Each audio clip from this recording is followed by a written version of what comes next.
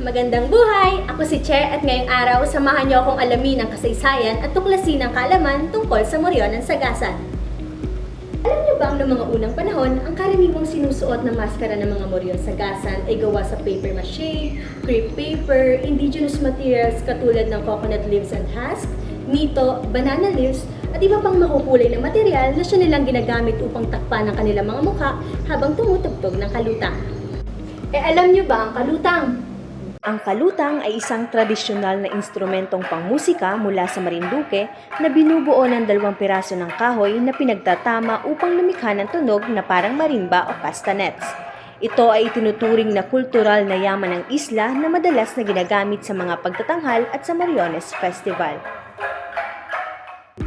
Ang tugtog ng kalutang ang nagsisilbing senyales na nariyan na at paparating na ang mga Moryon upang mag-ikot sa bayan ng Gasan. Noong taong 1960, ang yumaong si Alejandro Roses na isang pambansang alagad ng sining at dating kalihim ng edukasyon ay naanyayahan upang maging panauhing tagapagsalita sa isang pagtitipon ng mga magsisipagtapos sa bayan ng Gasan. Siya ay namangha sa kultura at tradisyon ng mga Gasenyo, lalo na sa Moriones rites o Morionan. Sa sumunod pa na 3 hanggang 4 na taon ay bumalik siya sa bayan ng Gasan kasama ang ilang kilalang alagad ng sining at doon niya ipinakilala at pinalaganap ang Morionan sa publiko. Muling isinabuhay ang unti-unting nawawalang tradisyon at sa tulong ng media o pahayagan ay naipakita ito sa buong mundo. Noong panahon ng panunungkulan ng yumao at dating mayor na si Ruben Mendoza mula taong 1972 hanggang 1976, muling binuhay ng simbahang Katoliko katuwang ang lokal na pamahalaan ng Gasan ang Morionan. Naging isang organisado itong tradisyon at nagdagdag sila ng mga bagong pakana o programa at binago ang ilan sa kultura sa pamamagitan ng pagdaraos ng mga patimpalak tulad ng pinaka-orihinal na Moryon at pinakamalikhaing Moryon. Sinama rin ang aktibong pakikilahok ng mga opisyal ng barangay sa pamamagitan ng pag-oorganisa ng isang patimpalak ng mga higanteng Moryon na nag-aatas sa bawat barangay na magkaroon ng sariling higanteng Moryon alinsunod sa mga pamantayan at kategoryang itinakda ng lupon ng mga hurado. Ang mga higanteng Moryon na ito ay may tinatayang taas na 3 hanggang 5 metro at hinuhubog sa anyong tao. Sa tulong ng mga kariton, ang bawat higanteng Moryon ay pinaparada sa sentrong bayan kasama ang mga Moryon at mga opisyal ng barangay. Pero alam nyo bang wala pang established na grupo o samahan ng mga Moryon sa bayan ng Gasan? Ngunit lingid sa inyong kaalaman na sa tinagal-tagal ng panahon ay may sumisibol na grupo o samahan ng Moryon sa bayan ng Gasan at ito ay walang iba kundi ang Credentius. Ako nga pala si Police Corporal Pilgero Mascareñas, ang leader ng Credentius o grupo ng Moryon na nagmula sa bayan ng Gasan. Ang Credentius po ay mula sa aking idea sapagkat napapansin ko na dumarami na ang mananampalataya dito sa aming barangay. Actually dito lang po sa aming barangay sana. Pero habang tumatagal is nadadagdagan po kami ng miyembro na nagmula sa iba't ibang barangay sa bayan ng Gasan. Po ay napag-usapan ng aming barkada sapagkat sa amin pong napapansin na parang wala pong grupo pa dito sa bayan ng Gasan. Ang Credentius po ay tinatag namin sa taong 2023. Bago pa lamang po ito, kaya ang aming grupo po ay naghihikayat na sa mga nais sumama sa aming grupo at maging isang mananampalataya o believer. Actually po ang aming grupo sapagkat bago pa lamang ay hindi pa po ito accredited ng munisipyo pero buo po naming pinagmamalaki na kahit ito po hindi rehistrado o accredited ng munisipyo, kami po ay acknowledge ng Municipal Tourism Office. Sa katunayan po ay sila po ay kumukuha ng ilan sa aming mga miyembro sa grupo namin na gumaganap sa ginaganap na pugutan o Passion of the Christ tuwing Holy Week. Sa akin pong obserbasyon, kaya ko po tinatag itong Credentius sapagkat kung ako man po ay nagkakamali sa aking pananaw ay napapansin ko po na wala pa pong grupo na original na nagmula dito sa bayan ng Gasan. Itinatag ko po ito sa kadahilanan na bukod sa mabubus dito yung tourism dito sa bayan ng Gasan, is magkakaroon pa po kami ng grupo po na siyang sumisimbolo sa pagiging reliyoso sa bayan, reliyoso ng tao sa bayan ng Gasan. As of now po, sa kadahilanan ng bago pa lamang po ang aming grupo, nasa 15 members pa lang po ang aming grupo. Pero may ilan na pong nagpapaalam sa amin na nais nilang dumagdag at sumama ngayong paparating na Semana Santa.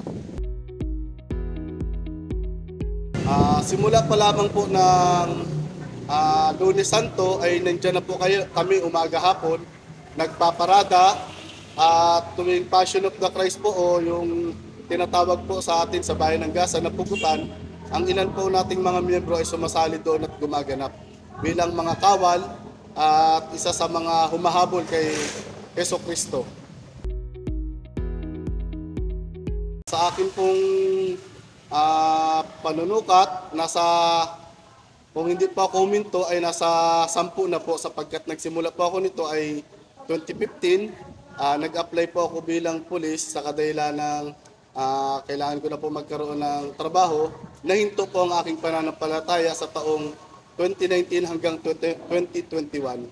Nung na-download na po ako dito, na-assign na po ako dito sa Marinduque, ay tinuloy ko po ang aking pananampalataya at yun nga po naisip ko na po na magtayo ng aking grupo.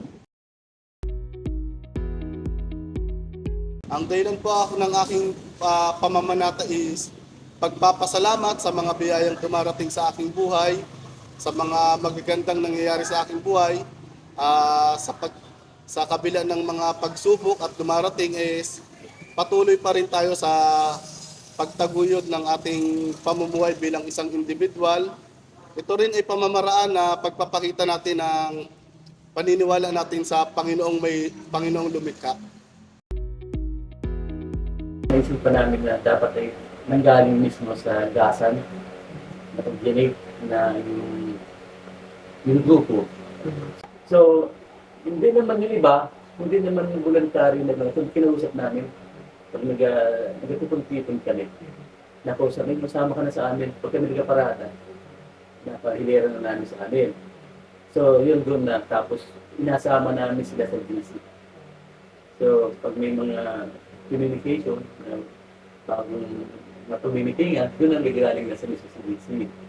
Yung mga comment nila, yun ang nagaling.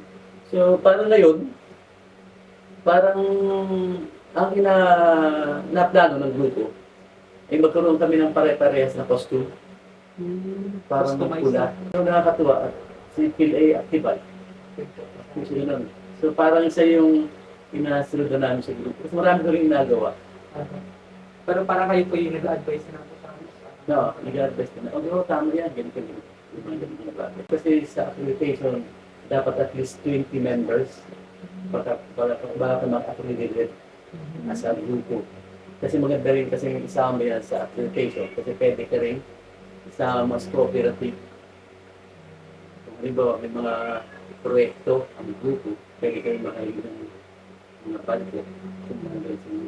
Sa akin naman kasiyahan laang, para lang yung mahal na araw, may makita man laang yung mga, para sa akin yung mga turista, mga bakasyonista, natutuwa sila yung mga laging mga bata. Kung nakikita nila na yung palang culture sa mundo kay buhay na buhay. Gusto namin sa amin mag-umpisa sa Gasan. Pero mo rin ko dito yung dalawang pares yun. Ginawa ko talagang dalawa kasi para yung ibang kabataan na gusto mag-winning na magsuot, napahiram ko para dumami baga yung nagasuot ng moryon, yung mga sinuturiyon. Ilang punong barangay, nagpabudget talaga ako ng moryon para madagdagan ng moryon. So, ang barangay ay tatlong moryon ang pinagawa ko. Pinabudgetan ko talaga para dumami ang moryon sa Gasan. Dito sa barangay 1, mga walang maskara sila. Isa rin sa purpose, kaya ko yung binabudgetan ko yun sa barangay para yung kabataan na gusto mag-moryon. Ganda rin kasi himulat sila sa ganyan sa pag-memoryon para taon-taon magkaroon sila ng panata. At least nga, yung paghandaan nila na tuwing man araw, magkakaroon ng memoryon, nailayo sila sa mga bisyo na kung ano nila. Kasi naging inspirasyon din kasi yung pag-memoryon eh. Parang ito maging religyoso. So, ganun yun. Yung memoryon ng barangay, nanalo na eh, gamit ni Miss Kay Candelaria. Yeah. Yung isa yan, member namin yan, si Miss Kay, si Chris Ivan. Active member namin yan. Po si Chris Ivan Candelaria, isang membro po ng Gasan Moryon Group na tinatawag na Credentius, na ang ibig sabihin po ay mananampalataya. Ako po ay nasa ika-5 taon na ng pagmamoryon dito sa bayan ng Gasan. At ngayong taon po ay ang aking ika-6 na taon. Ito po ay bilang pasasalamat sa ating amang lumikha. Dahil alam ko po sa sarili ko na marami tayong mga pagkakamali na nagawa sa buhay. Ito po yung magiging way ko para po makabawi sa ating Panginoon. Bilang pananampalataya sa kanyang pagdiriwang ng muling pagkabuhay. Ako yung nanalong most original Moryon last year 2025. Kung paano ako nanalo, nung Miyerkules Santo, nagkaroon kami ng judging. Siyempre mag-aakta ng as Moryon, diba, titindilas ka kung paano ang galaw ng isang Moryon. Tapos may mga judges po nun. Tapos yun, kaming lahat ng Moryon na participants is kasali. Is lahat kami nag-act din. Sa huli po, mapili sila ng top 10, then top 5, tapos yung top 3 na po. Kung sino man nalong most original Moryon. Yung costume ko po is, nag-volunteer pa ako sa barangay. Bawat barangay po dito sa Gasan ay mayroong napahiram ng mga Moryon mask, then yung armor. Then kung sino pong gustong gumamit ng Moryon na yun, is yung mag-paalis na lang po sa barangay, then napahiram po sa inyo ng barangay. Yung nakaraang pong taon na pagkapanalo ko is, yung maskara po ay kinuha ng tourism office. Kasi po na-display sa munisipyo yung ganong maskara na nag-champion. Then, ang nangyari po nun is, nagpagawa po ako ng panibagong maskara sa Mundpog. Tapos, binalik ko po ulit sa barangay yung pinagawang bagong maskara. Para po yun magamit ko ngayong taon.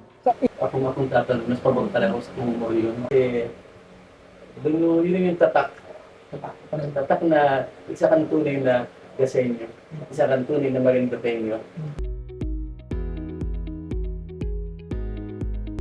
Tunay ngang marami pa tayong dapat tuklasin tungkol sa Moryonan sa Marinduque at isa na rito ang grupong Credentials na sumisibol pa lamang sa bayan ng Gasan. Bilang Marinducanon, marami pa tayong dapat malaman tungkol sa ating kultura na sumisimbolo sa atin bilang isang Marinduqueño. Muli ako si Che, hanggang sa muli nating talakayan. Paalam!